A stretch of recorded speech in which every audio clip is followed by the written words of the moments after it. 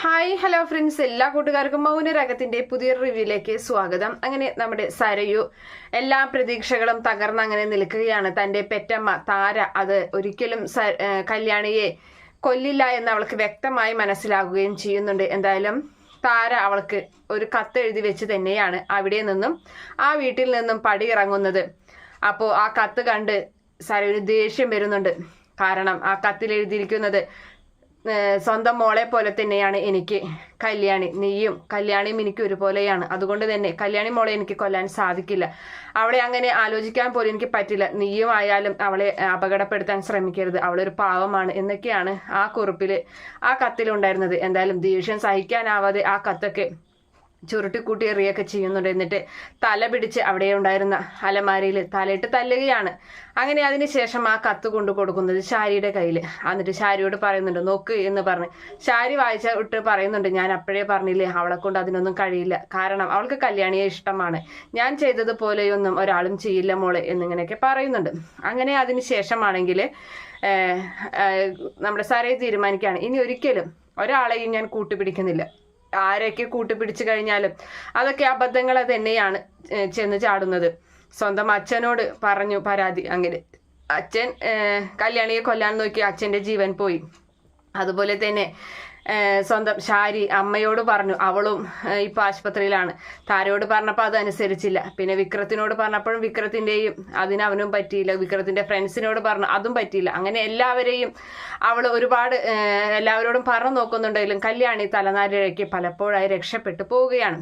ഇനി എന്തായാലും താൻ അതിന് മുന്നിട്ടിറങ്ങുകയാണ്. ഇനി മറ്റാരെയും അന്വേഷിക്കുന്നില്ല, ഒന്നിച്ച് താൻ തന്നെ ആ കർമ്മം ചെയ്യാൻ തീരുമാനിക്കുകയാണ്. അങ്ങനെ അതിന് ശേഷമാണെങ്കിൽ അവളുടെ പ്രതീക്ഷകളൊക്കെ വല്ലാതെ തകിടം മറിയുകയാണ്. എന്തായാലും താരയെ കാണാനില്ല എന്ന് കിരണും കല്യാണിയും ചന്ദ്രസേന രൂപയ്ക്ക് അറിയുകയാണ്. അപ്പോൾ നമ്മുടെ സരയുടെ അരികിലേക്ക് വന്നിട്ട് ചോദിക്കുന്നുണ്ട്, എന്താ പറ്റിയത്, ആൻറ്റി എവിടേക്കാണ് പോയത്, ആൻറ്റി എന്തേ കാണുന്നില്ല എന്നൊക്കെ. അപ്പോൾ ആ സമയത്ത് സരയി പറയുന്നുണ്ട്, എനിക്കറിയില്ല, ഞാനിവിടെ അമ്മയുടെ അരികിലായിരുന്നു ആശുപത്രിയിൽ. വീട്ടിലോട്ട് ചെന്നപ്പോൾ അമ്മയെ അവിടെ കണ്ടില്ല എന്ന് പറയുന്നുണ്ട്. ആൻറ്റിക്ക് എന്തൊക്കെയോ നല്ല വിഷമമുണ്ട്, അതുകൊണ്ട് തന്നെയാണ് ആൻറ്റി വീട് വിട്ട് ഇറങ്ങിപ്പോയത്. എന്തൊക്കെയാണെന്നുള്ളത് ആരോട് ഇതുവരെയും പറഞ്ഞിട്ടില്ല എന്നൊക്കെ ഇങ്ങനെ പറയുകയാണ്. അപ്പോൾ ആ സമയത്താണെങ്കിൽ നമ്മുടെ കിരണൊക്കെ അന്വേഷിക്കുന്നുണ്ട് താര എവിടേക്കാണ് പോകുന്നത്. ചന്ദ്രസേൻ്റെ ആൾക്കാരൊക്കെ അന്വേഷിക്കുന്നുണ്ട് കേട്ടോ. അപ്പോൾ അതിൻ്റെ ഇടയിൽ ജയിലിൻ്റെ അകത്ത് മനോഹറിന് പരോള് ലഭിക്കുകയാണ്. അങ്ങനെ മനോഹർ ഇവനുമായിട്ട് പ്രകാശനുമായി സംസാരിക്കുകയാണ്. ആ സമയത്താണ് ആ വാർഡൻ വന്നിട്ട് പറയുന്നത്, എടാ നിനക്ക് പരോള് കിട്ടിയടാ, നിനക്ക് ഇനി കുറച്ച് ദിവസം പുറത്തു പോയിട്ട് വരാമെന്ന് പറയുന്നുണ്ട്. അപ്പോൾ അവർക്ക് സന്തോഷമാവുകയാണ്, പ്രത്യേകിച്ച് പ്രകാശൻ പറയുന്നുണ്ട്, എടാ നിനക്കിനി എന്തായാലും നിന്റെ ഭാര്യയുടെയും കുഞ്ഞിൻ്റെ ഒപ്പം താമസിക്കാലോ, അവർക്കൊന്നിച്ച് കഴിഞ്ഞിട്ട് സന്തോഷത്തോടു കൂടി വാടാ എന്ന് പറയാണ്. അപ്പോഴും നമ്മുടെ മനോഹറിന് ഒരു ടെൻഷൻ. മനോഹർ ചോദിക്കുന്നുണ്ട്, എല്ലാം സരയുടെ ഈ മാറ്റം അത് ശരിക്കുള്ളത് തന്നെയാണോ അങ്കിളെ എന്ന് ചോദിക്കുകയാണ്. അതെന്താണ് നിനക്കിപ്പോൾ അങ്ങനെ ഒരു സംശയം? അല്ല അങ്കിളെ, അവൾ ഒരിക്കലും അങ്ങനെ മാറുന്ന ഒരാളല്ല, അതുകൊണ്ടാണ് എനിക്കൊരു സംശയം എന്ന് പറയുന്നുണ്ട്. അപ്പോൾ എടാ നമ്മൾ മാറിയില്ലേ, പിന്നെ അവര് കല്യാണിയുടെയും കിരണിൻ്റെയൊക്കെ കൂടെയല്ലേ താമസിക്കുന്നത്, അവരുമായിട്ടല്ലേ ഇടപഴകുന്നത്, അതുകൊണ്ട് തന്നെ അവർക്ക് മാറ്റം ഉണ്ടായിട്ടുണ്ട്. അവിടെ നമ്മൾ മാറിയതുപോലെ അവൾക്കും നല്ല മാറ്റമുണ്ട്, നീ അതൊന്നും സംശയിക്കണ്ട എന്ന് പറഞ്ഞിട്ട് നമ്മുടെ പ്രകാശൻ മനോഹറിനെ അങ്ങനെ സമാധാനിപ്പിക്കുകയാണ്. എന്തായാലും മനോഹർ വലിയ സന്തോഷത്തോടു കൂടി പുറത്തിറങ്ങുന്നുണ്ട്. അങ്ങനെ ഇറങ്ങിയതിന് ശേഷം സരയും അറിയുന്നുണ്ട് മനോഹർ പരോൾ ഇറങ്ങുന്ന കാര്യം. സരയുന് ആകെ ദേഷ്യം വരുന്നുണ്ട്. ആ ദേഷ്യം മുഴുവനും പറഞ്ഞു തീർക്കുന്നത് ശാരിയോടാണ് ആശുപത്രിയിൽ പോയിട്ട്. അപ്പോൾ ശാരിക്കും ഏകദേശം അസുഖമൊക്കെ ഭേദമായി വരുന്നുണ്ട്. ശാരിയെ ഉടനെ തന്നെ ഡിസ്ചാർജ് ആക്കിയിട്ട് രൂപയുടെ വീട്ടിൽ കൊണ്ടാക്കുകയാണ്. അതുപോലെ തന്നെ സരയും മാത്രമാണ് അപ്പോൾ അവിടെ ഉള്ളത്. അപ്പോൾ സരയു കുഞ്ഞിനെ അവിടേക്ക് കൊണ്ടാക്കുകയാണ്. കല്യാണി പറയുന്നുണ്ട്, കുഞ്ഞ് കുറച്ച് ദിവസം ഇനി സരയുടെ കൂടെ നിൽക്കട്ടെ, തന്നെയല്ല മനോഹർ വരുമ്പോൾ നീ തടയാനൊന്നും നിൽക്കണ്ട, മനോഹർ കുഞ്ഞിനെ കാണാൻ വന്നിട്ട് കണ്ടു പോയിക്കോട്ടെ നിനക്ക് എന്നൊക്കെ ഇങ്ങനെ പറഞ്ഞു നിൽക്കുമ്പോൾ നിങ്ങൾ പറയുന്ന പോലെ തന്നെ ചെയ്തോളാം, എനിക്കിനി ആരോടൊരു വൈരാഗ്യവുമില്ല എന്നൊക്കെ സരു അങ്ങനെ തട്ടിവിടുകയാണ്. എന്തായാലും അതൊക്കെ വിശ്വസിച്ചിട്ട് നമ്മുടെ മനോഹർ അവിടേക്ക് വരികയാണ്. മനോഹർ വന്നിട്ട് അവള് വലിയ സ്നേഹത്തോട് കൂടിയിട്ട് ഇങ്ങനെ ഭക്ഷണമൊക്കെ കഴിച്ചിട്ട് പോകാം എന്നൊക്കെ പറയുന്നുണ്ട്. കുഞ്ഞിനെയൊക്കെ ഇങ്ങനെ ലാളിക്കുന്നുണ്ട്, എടുക്കുന്നുണ്ട് നമ്മുടെ മനോഹർ. അപ്പൊ ആ സമയത്ത് മറഞ്ഞു നിന്നിട്ട് അവൻ കാണാതെ ദേഷ്യം മുഴുവനും കടിച്ചമർത്തുന്നുണ്ട്. അതിനുശേഷം ഞാൻ ഉണ്ടാക്കിയ ഭക്ഷണമാണ്, എന്തായാലും ഇവിടം വരെ വന്നതല്ലേ, ഭക്ഷണം കഴിച്ചിട്ട് പോകാമെന്ന് സരയു നിർബന്ധിക്കുകയാണ്. അപ്പോൾ മനോഹർ പറയുന്നുണ്ട്, സരയു തന്നെയാണോ ഇത് പറയുന്നത്? എനിക്ക് ഒട്ടും വിശ്വസിക്കാനും ഉൾക്കൊള്ളാനും ഇതൊന്നും പറ്റുന്നില്ല എന്ന് പറയുന്നുണ്ട്. അപ്പോൾ എനിക്ക് നിങ്ങളോട് സ്നേഹം ഉണ്ടായിട്ടല്ല, എന്തായാലും കല്യാണിയും കിരണിനെയൊന്നും എനിക്ക് വെറുപ്പിക്കാൻ പറ്റില്ല, അവർ കാരണമാണ് എൻ്റെ ജീവിതം ഇങ്ങനെയൊക്കെ ആയത്, അതുകൊണ്ടാണെന്ന് പറഞ്ഞിട്ട് എന്തായാലും മനോഹർ അവളുടെ വാക്കിൽ വിശ്വസിച്ച് പോവുകയാണ്. അവര് സരയു അങ്ങനെ ഇരിക്കുന്നുണ്ട് ടേബിളിന്റെ ഒരു ഭാഗത്ത്. അപ്പുറത്താണെങ്കിൽ മനോഹറിന് വിളമ്പി കൊടുക്കുകയൊക്കെ ചെയ്യുന്നുണ്ട് ഭക്ഷണം. അവൻ അങ്ങനെ ഭക്ഷണം കഴിച്ച് അവൻ ഒരുപാട് സന്തോഷമാവുന്നുണ്ട്. ആ സന്തോഷമൊക്കെ സരയുവിനോട് പറയുകയാണ്. അങ്ങനെ ഭക്ഷണമൊക്കെ കഴിച്ച് എഴുന്നേറ്റ് കൈയൊക്കെ കഴുകി ഇങ്ങനെ നിൽക്കുകയാണ്. അപ്പോൾ ആ സമയത്താണ് അവന് നെഞ്ചിൽ വല്ലാത്തൊരു എന്തോ ഒരു പ്രയാസം പോലെ തോന്നുന്നത്. അങ്ങനെ അവൻ അവിടെ തളർന്ന് വീഴാൻ പോവുകയാണ്. പെട്ടെന്ന് സരയുവിന്റെ അരികിലേക്കാണ്, സരയുവിന്റെ മേൽക്കാണ്, ദേഹത്തേക്കാണ് അവൻ വീഴാൻ വരുന്നത്. പെട്ടെന്ന് സരയു തട്ടി നേരെ ആ സോഫയിലോട്ട് അങ്ങിടുകയാണ്.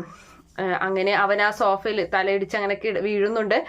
അപ്പോൾ ആ സമയത്ത് അവളങ്ങനെ പറയുന്നുണ്ട്, നീ എന്താടാ വിചാരിച്ചത്? നിനക്ക് ഞാൻ സദ്യ ഒരുക്കി തരുമെന്ന് വിചാരിച്ചു? നീ എൻ്റെ ജീവിതം തകർത്തവനാണടാ.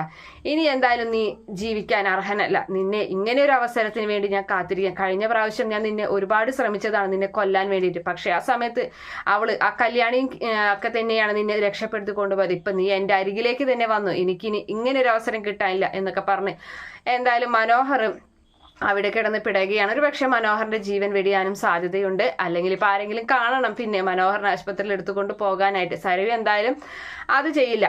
അങ്ങനെ ആ ഒരു ക്രൂരകൃത്യം കൂടി നമ്മുടെ സരയു ചെയ്യുന്നുണ്ട്. അതിനുശേഷം താരയെ ഇതുപോലെ നമ്മുടെ കിരൺ കാണുകയാണ്. താരയെ കണ്ടിട്ട് താരയുടെ അരികിലേക്ക് ചെല്ലുന്നുണ്ട്. അപ്പൊ താരയാണെങ്കിൽ അവളുടെ മുഖം കൊടുക്കാതെ പെട്ടെന്ന് മറഞ്ഞു പോവുകയാണ്. അപ്പൊ ആ സമയത്ത് നിൽക്ക് ആന്റി എവിടേക്കായി പോകുന്നത് എന്നൊക്കെ ചോദിച്ച് നിർബന്ധിച്ച് അങ്ങനെ പിടിച്ചു നിർത്തുന്നുണ്ട്. എന്നിട്ട് പറയണം, ആന്റി എവിടേക്കാ പോയത്?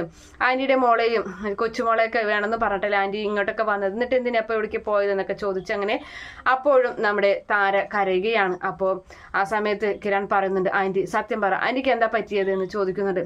അപ്പോൾ ഈ പറഞ്ഞ പോലെ ഒടുവില് എല്ലാ സത്യങ്ങളും അവൾക്ക് അങ്ങനെ തുറന്ന് പറയേണ്ടി വരികയാണ്. കല്യാണി മോൾക്ക് കുഴപ്പമൊന്നുമില്ലല്ലോ എന്നാണ് ആദ്യം തന്നെ താര ചോദിക്കുന്നത്. അപ്പൊ ഇല്ല, എന്ത് പറ്റി ആന്റി എന്ന് ചോദിക്കുകയാണ്. അപ്പോൾ സരയുവിനെ പറ്റിയുള്ള കാര്യങ്ങളെല്ലാം തന്നെ നമ്മുടെ താര പറയുന്നത് കേട്ടിട്ട്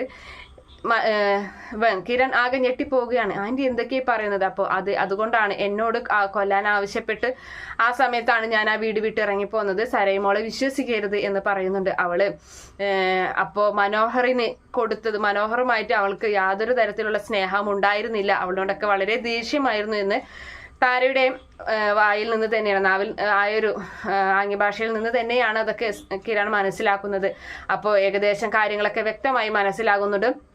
ഈ പറയുന്ന മനോഹറിനെ കൊല്ലാൻ നോക്കിയതും സരയു തന്നെയാണെന്നും അതുപോലെ തന്നെ ഉടനെ തന്നെ പയസിനെ കയ്യിൽ കിട്ടുന്നുണ്ട്. പയസിന്റെ വായിൽ നിന്നും സരയുവിന്റെ പേര് തന്നെയാണ് പുറത്തു വരുന്നത്. അങ്ങനെ എല്ലാ കുറ്റങ്ങളും ചെയ്യുന്നത് സരയു തന്നെയാണ്. ഏറ്റവും വലിയ ശത്രു സരയു ആണെന്ന് തിരിച്ചറിവ് എല്ലാവരിലും അറിയുന്നുണ്ട്. അങ്ങനെ അവളെ അടിച്ചിറക്കുന്ന ഭാഗമൊക്കെയാണ് വരാൻ പോകുന്നത്. എന്തായാലും കാത്തിരുന്ന് കാണാം. ഈ റിവ്യൂ ഇഷ്ടപ്പെടുകയാണെങ്കിൽ ഈ ചാനൽ ഒന്ന് സബ്സ്ക്രൈബ് ചെയ്ത് സപ്പോർട്ട് ചെയ്യുക. Okay friends, bye, thank U.